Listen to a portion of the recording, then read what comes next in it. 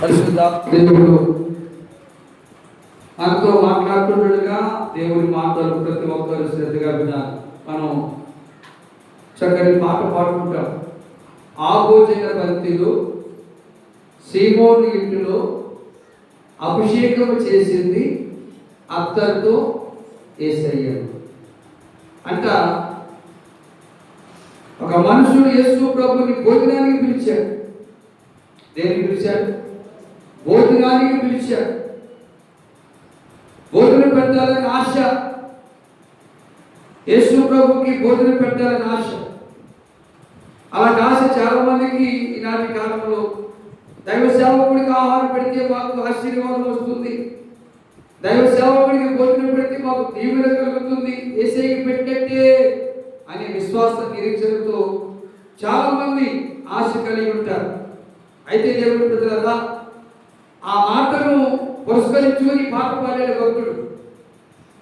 యేసు ప్రభుని భోజనానికి పిలిచినప్పుడు, ఆహారం పెట్టాలని ఆశతో పిలిచినప్పుడు, యేసు ప్రభుని వారు ఇంటికి వచ్చిన తర్వాత యేసు ప్రభుని వారికి కడుక్కోవడానికి నీళ్లు కూడా ఇవ్వలేదట. ఏమివ్వలేదు? కాళ్ళు చేతులు కడుక్కోవడానికి నీళ్లు కూడా ఇవ్వలేదట. ప్రేమ మంచిదే, ఆశ మంచిదే, భోజనం పెట్టాలని, కానీ తగిన మర్యాదలు చేయలేదు. ఇంటికి వచ్చిన తర్వాత మన ఇంటికి వచ్చిన వ్యక్తిని ఏం చేస్తాం? అయ్యా కాలు కడుక్కోండి అయ్యా అంటాం. కాలు కడుక్కుని మా కడుపు వస్తున్నప్పుడు అయ్యా ఈ టవల్తో మాకు తుడుచుకోండి అయ్యా అంటాం మనుషుల్ని. మరి యేసు ప్రభుని భోజనానికి రమ్మని ఇంటికి పిలిచి కాలు కడుక్కోవడానికి నీళ్ళు ఇవ్వాల, తుడుచుకోవడానికి టవల్ ఇవ్వాల. దేవుని ప్రజలారా, అలాంటి సమస్య ఏంది యేసు ప్రభుల వారికి. అయితే ఈ విషయం జరిగినటువంటి ఒక సహోదరు అయితే పలానా ఇంటిలో యేసు ప్రభు ఉన్నాడని పరిగెత్తుకుంటూ వచ్చి యేసయ్య పాదాల మీద పడి ఏం చేసింది? యేసయ్య పాదాల మీద పడి ఏడ్చుచూ ఎందుకు ఏడుస్తుందంటే తన పాపాలు తను పట్టుకుంటాయేమో, తన పాపాలు తను శిక్షిస్తాయేమో అని భయంతో ఏడుస్తుంది. ఈయన నా పాపాలు క్షమించేవాడు, ఈయన నా పాపాలు తుడిచివేసేవాడు, ఈయన నా పాప శిక్షను భరించేవాడు కనుక ఏడ్చుచూ ఉంది కన్యలతో. ఆమె కళ్ళలోంచి కారిన కన్నీళ్లు ఆయన పాదాలను తడిపేసే. దేవుడితో చెప్పండి హల్లెలూయా.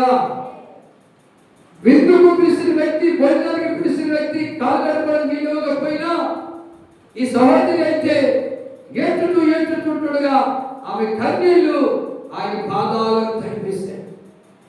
ప్రార్థనకు వచ్చుతున్నా మనం కన్నీరు కాచి ప్రార్థిస్తున్నామా? దేవుని సన్నిధికి వచ్చుతున్నా మనం కన్నీరు కారుస్తున్నామా?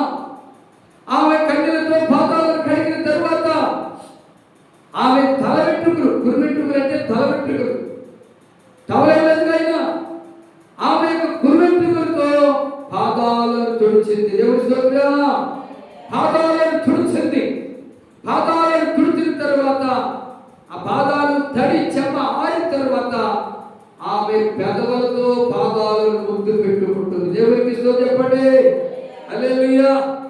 కన్నీళ్లతో పాదాలు కడిగినది, తన పురులతో పాదాలు తుడిచినది. సువాసన ఇలాంత సువాసన, ఆరాధన దైవారాధన అగ్ని ఆలాపన. హల్లెలూయా. కన్నీళ్లతో యేసే పాదాలను తుడిచి, ఆమె పురువెంట్రుకలతో యేసే పాదాలను తుడిచి, ఆమె పెదవులతో పాదాలు ముద్దు పెట్టుకుంటూ ఉంటే అక్కడ విందుకు పిలిచిన వాళ్ళు, వాళ్ళ బంధువులు, ఆ ఊరోళ్ళు చూసి ఏమంటే అనుమానిస్తున్నారు. వాళ్ళందరూ చూసి హృదయంలో చెడ్డ ఆలోచన పెట్టుకున్నారు. వారు హృదయాంతరంగంలో యేసయ్య అంటున్నాడు, దేవుడు పిల్లరా, వాళ్ళ హృదయంలో ఏముంది? ఈమె ఎవరియో ఈమె ఎరిగి ఉంటే ఈ పని చేయిస్తారా ఈయన? అంటే ఆయన ప్రవక్త కదా వాళ్ళ దృష్టికి, లోకరక్షకుడు కదా. వారి హృదయాలలో చెడ్డ ఆలోచనలు, చెడ్డ తలంపులు, చెడ్డ ఉద్దేశాలు కలిగి ఉన్నారు. ఏమండి? వారి హృదయాంతరంగంలో యేసు అంటున్నాడు, సిమోను, నేను ఇంటికి వచ్చాను, భోజనానికి పిలిచావు, అన్న పెట్టాలని పిలిచావు, వచ్చాను కానీ కాలు కట్టుకోవడానికి నీళ్ళు ఇచ్చావా అని అడిగినప్పుడు ఇవ్వలేదయ్యా.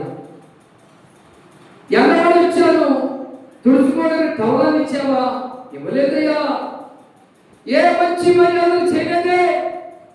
కానీ ఈమె వచ్చినప్పటి నుంచి కూడా ఆమె కన్యలతో నా పాదాలను కడిగింది, ఒక మంచి పని చేసింది. ఆమె గురువెట్టులతో నా పాదాలను తుడిచిందే, ఒక మంచి పని చేసింది. ఈ పరిశుద్ధుడైన దేవుడి పాదాలను పెదాలతో ముద్దులు పెట్టుకుని ప్రేమ చూపింది. నీలో ఆ ప్రేమ ఏది? పిలవడానికి భోజనానికి పిలిచావు కానీ ప్రేమ లేకుండా పిలిచావు, జాయి కలిగి పిలిచావు.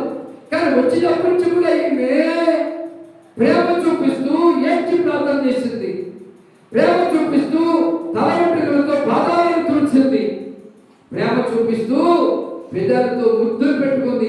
ఈమె విస్తారంగా నన్ను ప్రేమించింది కనుక ఈమె విస్తారమైన పాపాలు క్షమించబడ్డాయి. చప్పుడు పెట్టుకుంటున్నాం, గట్టిగా చప్పుడు కట్టి పరిశుద్ధాత్మ దేవుని గారు